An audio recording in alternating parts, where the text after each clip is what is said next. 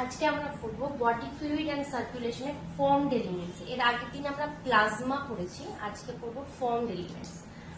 আমরা এর আগের দিনই বলেছি ব্লাডকে যদি সেন্ট্রিফিউগ করা হয় তাহলে 55% কি প্লাজমা, যেটা উপরের দিকে পাওয়া যাবে, আর নিচের দিকে সেডিমেন্ট হবে বা থিতিয়ে পড়বে কি ফর্মড এলিমেন্ট, যেটা 45% ফর্মড এলিমেন্ট, যেটা নিচের দিকে থিতিয়ে পড়বে, মানে থিতিয়ে পড়বে বা সেডিমেন্ট করবে, মানে কি সেলস বা কর্পাসেল কিছু একটা টাইপের যেটা সেডিমেন্ট করে থিতিয়ে পড়বে, সেটা হচ্ছে 45%। এবার আমরা ফর্মড এলিমেন্টস এর মধ্যে কি কি আছে সেটা বলবো। সেলস গুলো কি কি আছে ফর্মড এলিমেন্টস এর মধ্যে আমরা পড়বো এরিথ্রোসাইট,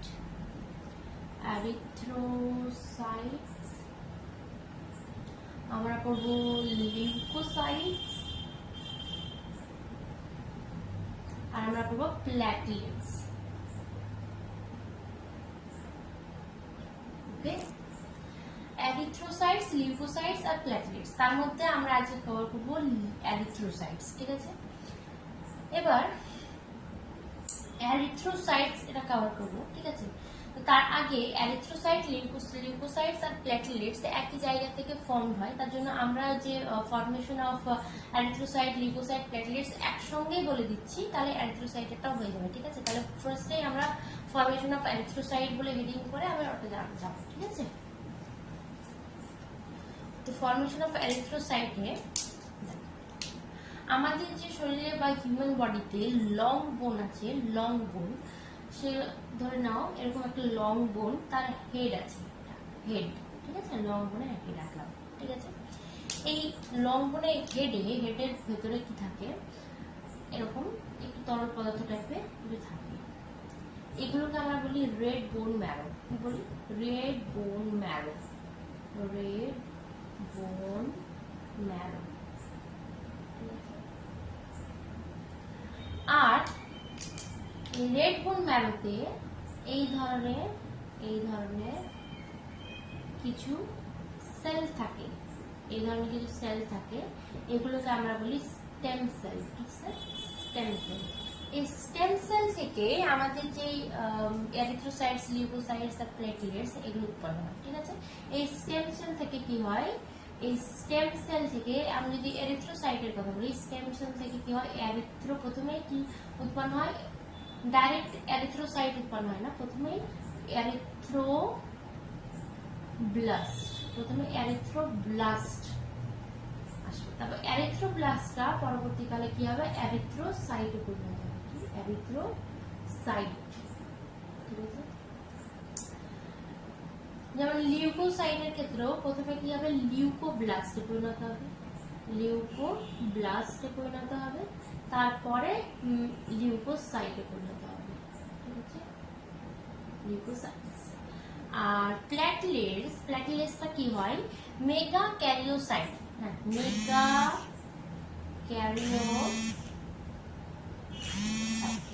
ক্যারিওসাইট, এটা একটা সেল আছে, মেগা ক্যারিওসাইটস বলে একটা সেল আছে, এখান থেকে আমাদের প্ল্যাটলেটসটা উৎপন্ন হয়। মেগা মানে বড়, ক্যারিও হচ্ছে নিউক্লিয়াস, ক্যারিও মানে নিউক্লিয়াস, সাইট মানে সেল, বড় ধরনের নিউক্লিয়াস জনিত সেল থেকে আমাদের প্ল্যাটলেটস উৎপন্ন হয়। ঠিক আছে, তাহলে মেগা ক্যারিওসাইট থেকে আমাদের প্ল্যাটলেট উৎপন্ন হয়, তাহলে মেগা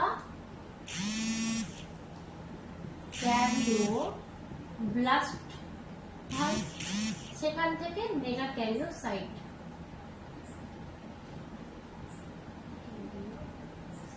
ঠিক আছে, এবার এই যে লাস্টে ব্লাস্ট, যেখানে দেখবে এরকম এরিথ্রোব্লাস্ট, তারপরে লিউকোব্লাস্ট, মেগা ক্যারিওব্লাস্ট। এই যে ব্লাস্ট এর অর্থ হচ্ছে কন্টিনিউ ডিভাইডিং সেল, মানে সবসময় এটা কি ডিভাইড হচ্ছে, সেলটা কন্টিনিউ ডিভাইডিং সেল এটা। হ্যাঁ, তার পরবর্তীকালে যখন এটা কি এরিথ্রোসাইট হলো, তখন এটা কি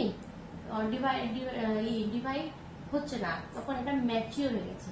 ঠিক আছে, তখন ওটা ডিভিশন আর শেষ হয়ে গেছে, ম্যাচিওর হচ্ছে। এটা হচ্ছে কন্টিনিউ ডিভাইডিং সেল, এটা এখনো ম্যাচিওর হয়নি।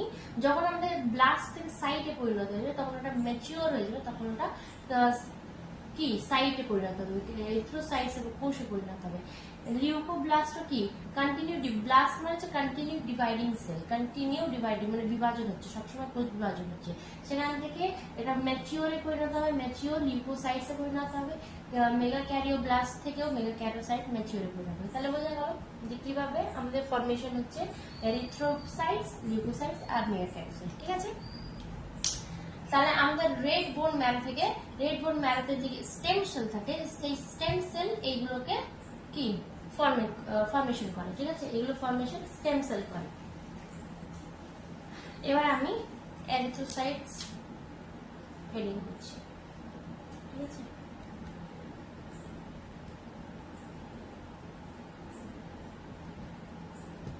এরিথ্রো, এরিথ্রো মানে হচ্ছে রেড, এরিথ্রো মানে রেড, সাইটস মানে হচ্ছে cells, red cells, RBC, red cells, RBC, এটাকে আরবিসিও বলা হয়, রেড সেলস আরবিসি। এরিথ্রোসাইটস কে আরবিসিও বলা হয়, রেড ব্লাড কর্পাসেল আর রেড ব্লাড সেল।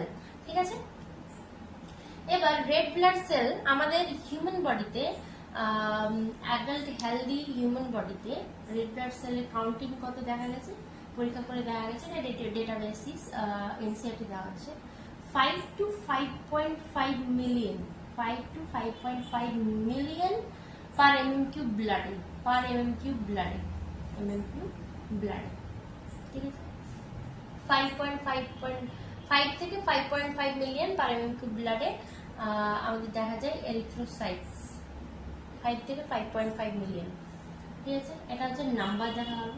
এবার আমরা সেপ, সেপ সম্বন্ধে পড়বো। সেপ এটা একটু ইম্পর্টেন্ট আছে।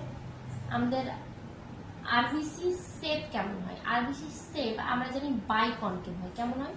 আরবিসি সেপ হয় বাই কনকেভ, বাই কনকেভ,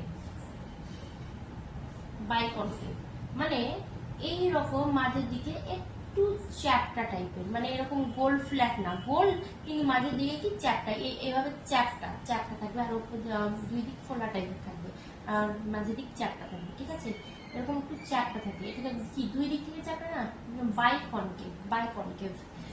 এটার হওয়ার কারণ কি? আমাদের আরবিসি সেপ বাই কনকেভ হওয়ার কারণ কি? কারণ হচ্ছে ইনক্রিজ, এটার কারণে বাই কনকেভ হওয়ার কারণে এটা কি increase surface area, surface area increase হয়, surface area, surface area increase হয়। এই যে যদি এরকম ফ্ল্যাট থাকে সেই অনুযায়ীতে এটাতে অনেক সারফেস এরিয়া বেশি না, সারফেস এরিয়া বেশি হওয়ার কারণে কি হয়, হিমোগ্লোবিন, হিমোগ্লোবিনের নাম অনেকে শুনেছে। আরবিসিতে কি থাকে? হিমোগ্লোবিন থাকে, একটা মলিকিউল থাকে, হিমোগ্লোবিন মলিকিউল থাকে।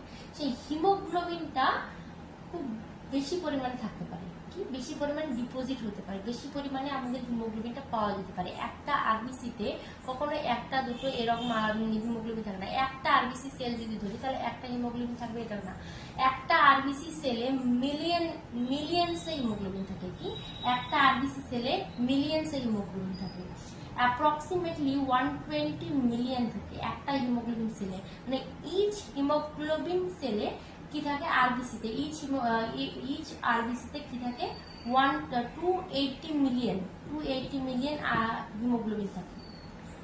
ইচ আরবিসিতে 280 মিলিয়ন হিমোগ্লোবিন থাকে। তাহলে একটা আরবিসিতে 280 মিলিয়ন, অ্যাপ্রক্সিমেটলি প্রায় 280 মিলিয়ন হিমোগ্লোবিন থাকে। ঠিক আছে,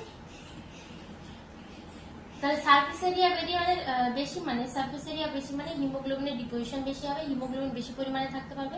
আর হিমোগ্লোবিন আমরা কাজ কি জানি, আমাদের ট্রান্সপোর্ট অফ গ্যাসেস এ কাজ করে না, help in transport of gases, help in transport of gases. আমরা জানি অক্সিজেন বাইন্ড করে, মানে কার্বন ডাই অক্সাইড কিছুটা বাইন্ড করে, কার্বামিনো হিমোগ্লোবিন, তাই না? তাহলে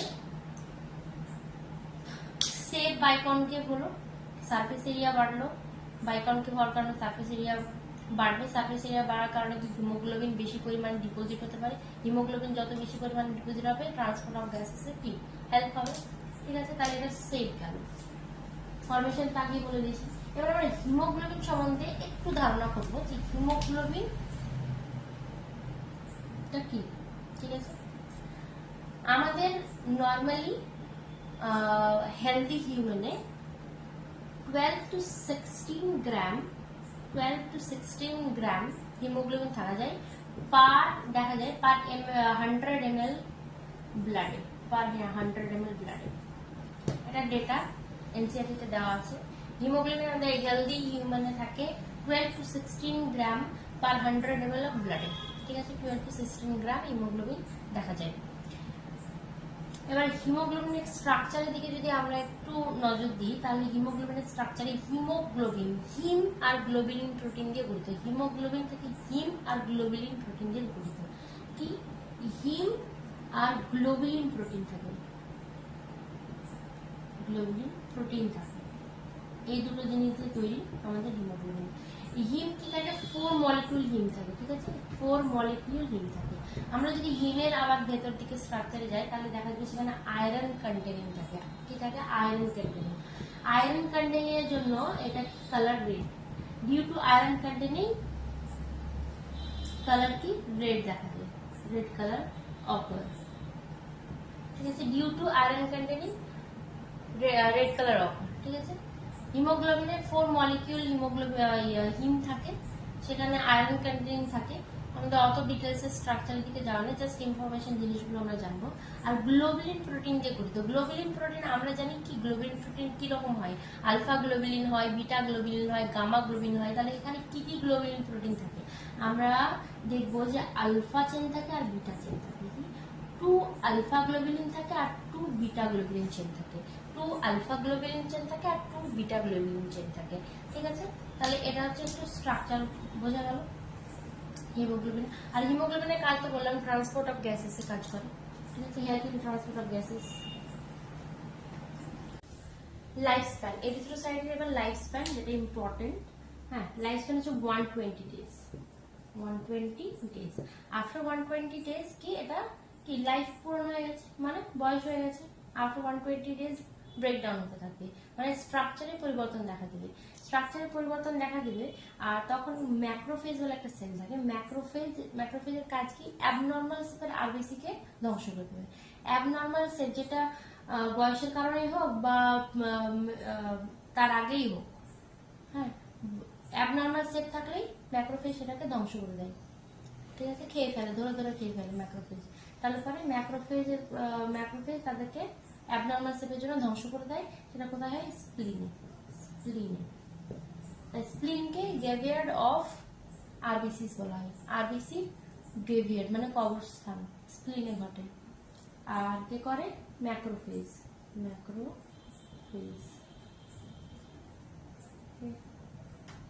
breakdown by macrophage in spleen. Macrophage কি 120 ডেজই হোক বা একদম মানে সুস্থ স্বাভাবিক আরবিসি হোক বা বয়সের কারণেই হোক, যে কারণেই হোক, যদি স্ট্রাকচারের পরিবর্তন দেখা যায়, অ্যাবনর্মাল স্ট্রাকচার দেখে, তাহলে তাদেরকে ধরে ধরে খেয়ে ফেলবে। কোনো ডিফেক্টের কারণে যদি আরবিসি স্ট্রাকচারের পরিবর্তন দেখা যায়, তাও ম্যাক্রোফেজ সেটাকে খেয়ে ফেলবে। ফলে কি অ্যানিমিয়া, বিভিন্ন ধরনের ডিজিজ দেখা দিতে পারে, ঠিক আছে। তাহলে আজকে এরিথ্রোসাইট শেষ। কালকে আমরা লিউকোসাইটসটা পড়ব। লিউকোসাইটসটা একটু লেন্দি আছে।